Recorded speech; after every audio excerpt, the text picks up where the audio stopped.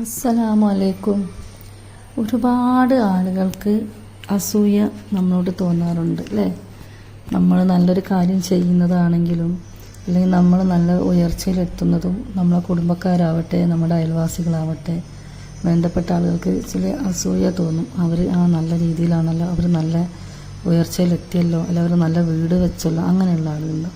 ചില ആളുകൾ നമ്മൾ നല്ല വസ്ത്രം ധരിച്ച് പോകുമ്പോൾ അല്ലെങ്കിൽ നല്ല ആവണം ധരിച്ച് പോകുമ്പോൾ അവരെന്ത് രസത്തിലാണ് പോകുന്നല്ലേ, അവർക്ക് അങ്ങനെയല്ലേ, ഇവർക്ക് ഇങ്ങനെയല്ലേ, അങ്ങനെ നോക്കി കണ്ട് പറയുന്നു. കണ്ണേറ് പോലത്തെ കാര്യങ്ങളുണ്ട്.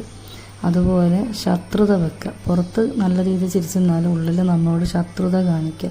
ഒരിക്കലും നമ്മൾ നന്നാവരുത് എന്ന് അങ്ങനെ ചിന്തിക്കുന്ന ആളുകളും ഉണ്ടാവും. നമ്മളെ മുന്നിൽ ആ ശത്രുവായിട്ടല്ല മിത്രമായിട്ട് നിൽക്കും, പക്ഷെ ഉള്ളിൽ നമ്മളോട് ശത്രുത കാണിക്കും.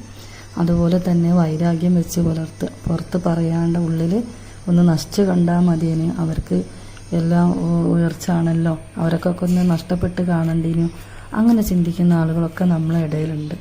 അപ്പം നിങ്ങളോട് എനിക്ക് പറയാനുള്ളത്, ഇതിലൊരു ദുആ കൊടുക്കുന്നുണ്ട്. എല്ലാത്തിനും സർവശക്തനായ അള്ളാഹുവിനാണ് കഴിവുള്ളത് അല്ലേ? നമ്മൾ ഭക്ഷണത്തിൻ്റെ കാര്യത്തിലായാലും വസ്ത്രത്തിൻ്റെ കാര്യത്തിലായാലും നമ്മളെ ഉയർച്ചയിലും നമുക്കെല്ലാം തരുന്നത് നമ്മളുടെ റബ്ബ് തന്നെയാണ്.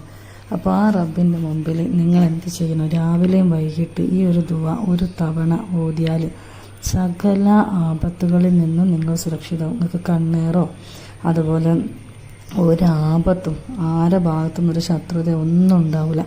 ദിവസവും നിങ്ങളിത് വൈകിട്ടൊരു തവണ ചൊല്ലുക. അങ്ങനെ നിങ്ങൾ ചൊല്ലിയിട്ടുണ്ടെങ്കിൽ നിങ്ങൾക്ക് റബ്ബിൻ്റെ ഒരു കാവൽ നിങ്ങൾക്ക് കിട്ടുന്നതായിരിക്കും. അപ്പോൾ നിങ്ങളിത് മറക്കാണ്ട് ഏതെങ്കിലും ഒരു സമയം ആണ് നിങ്ങൾക്ക് രാവിലെ പറ്റില്ല, വൈകുന്നേരം ചെയ്യാൻ നോക്കുക.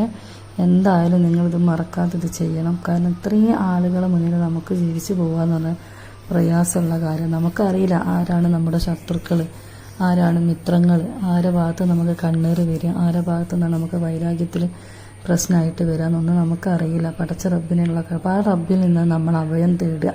ഈ ഒരു ദുആ ചെയ്തിട്ട് ഇൻഷാ അല്ലാഹ് എല്ലാവർക്കും നല്ല ഹലാലായ റാഹത്തായ സന്തോഷമുള്ളൊരു ജീവിത റബ്ബ് നൽകുമാറാവട്ടെ എന്ന് ദുആ ചെയ്തുകൊണ്ട് ആമീൻ ആമീൻ യാ റബ്ബൽ ആലമീൻ.